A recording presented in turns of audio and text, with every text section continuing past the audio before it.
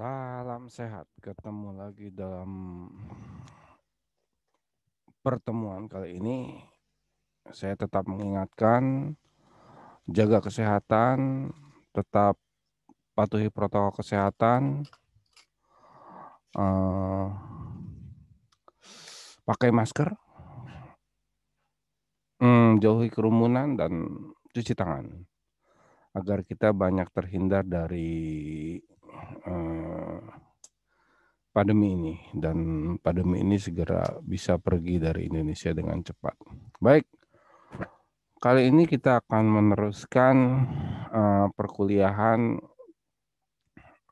atau materi yang sudah kita bentuk bersama. Kita tahu bersama ya tentang model-model konsep informasi, model komponen informasinya yang terdiri dari orang, perangkat keras, perangkat lunak, basis data, kemudian ada prosedurnya, ada jaringan komputernya, dan jaringan komunikasinya.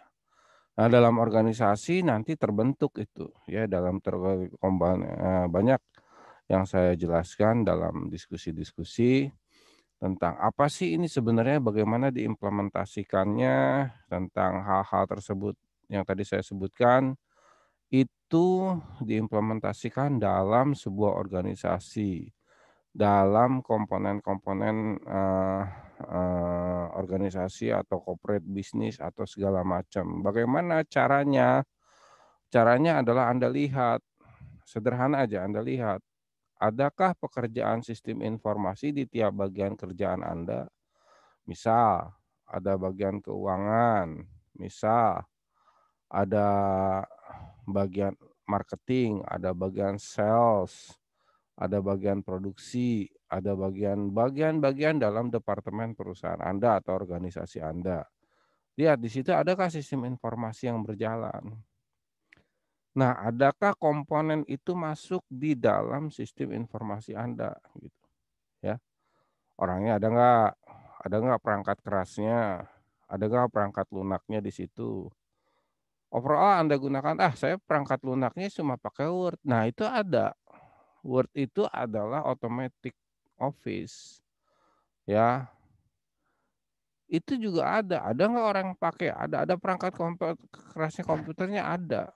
Ada bentuk basis datanya juga ada kalau Anda membuat misalkan folder-folder tentang surat menyurat, folder-folder tentang eh, keluar masuknya surat, folder-folder tentang laporan-laporan, folder-folder tentang banyak sekali proposal-proposal.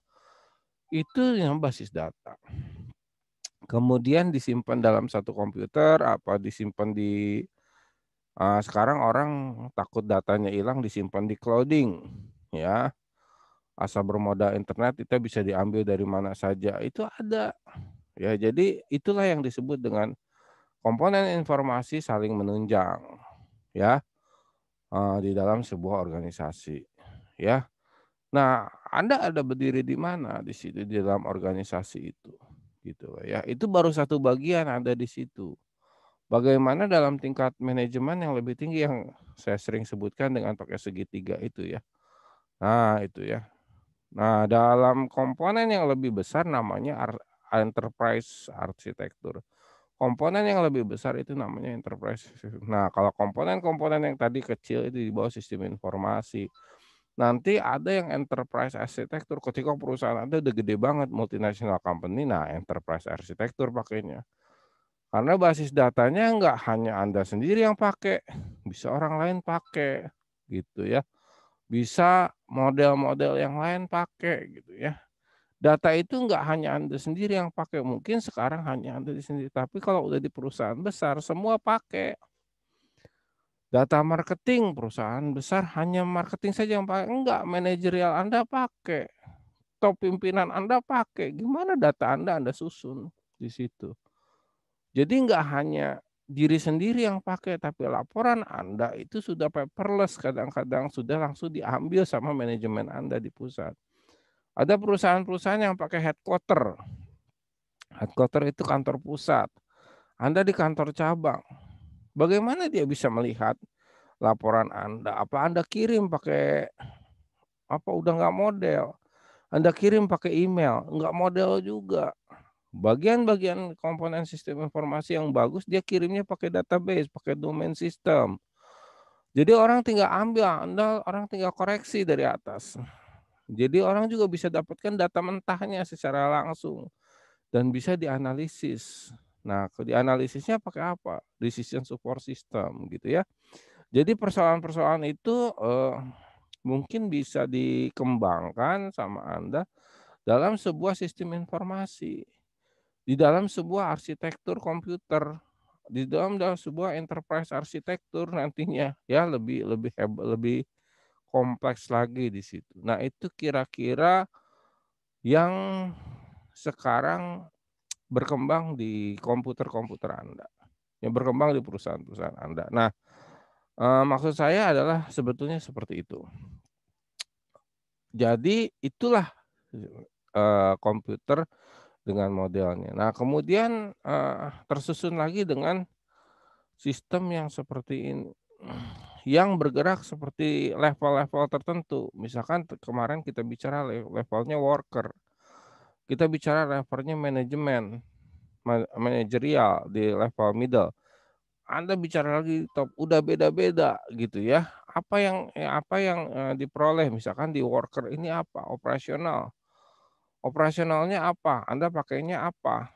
Nah, kalau ada yang menyebutkan di diskusi, Pak pakai computer based information system. Betul, computer based information system itu apa saja isinya? Artificial intelligence itu apa? Kok keren ya? Iya, robotika. Robotika itu banyak di industri. Di industri dipakainya di mana? Oh, di top, Pak. Bukan, di bawah justru. Mesin yang kalau Anda lihat kayak kita menciptakan ini nih, ya kita menciptakan ini. Nah, saya ambil ini saja. Nah, ini udah nggak pakai tenaga orang lagi bikinnya. Ini udah pakai tenaga robot. Ya, sini sudah pakai tenaga robot. Ini udah industri yang main. Jadi ini udah pakai tenaga robot, namanya artificial intelligence. Dia pakai ini, dia yang rakit. Udah pakai tangan robot. Kalau pakai tangan orang nggak bisa kayak begini. Sangat detail. Sudah nggak mampu orang. Jadi ini diprogram robotnya itu. Nah, muncullah artificial intelligence. Ada di mana? Di level paling bawah.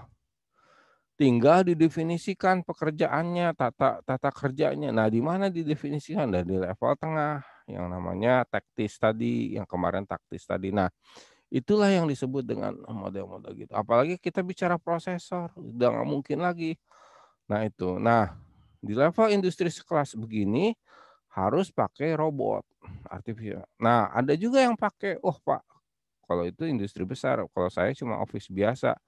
Itu juga di bawah, di worker misalkan automatic office yang Anda pakai. Apa automatic office itu? Yang Anda pakai sekarang Word misalkan, kemudian, Excel dan segala macam itu termasuk otomatis kan, bukan mesin tik lagi ya, bukan zaman mesin tik lagi. Nah itu, jadi Anda harus, bisa memilah itu. Kemudian ada istilah DSS, DSS ditaruhnya di mana? Nah, DSS ini ada di atas dan di tengah sebetulnya ya.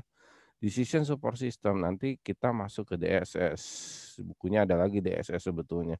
Decision Support System pengambilan keputusan, ada aplikasinya, ada jenis aplikasinya, itu di tengah di manajerial ya. SIM, sistem informasi manajemen sendiri ada di tengah, di middle ya, di middle. SIM itu ada manajemen informasi di middle. SIA, sistem informasi akuntansi juga di middle ya. Yang ada di atas siapa sih? Sistem eksekutif information system. Nah, itu eksekutif ya. Kemudian ada lagi yang dipakai expert system ya.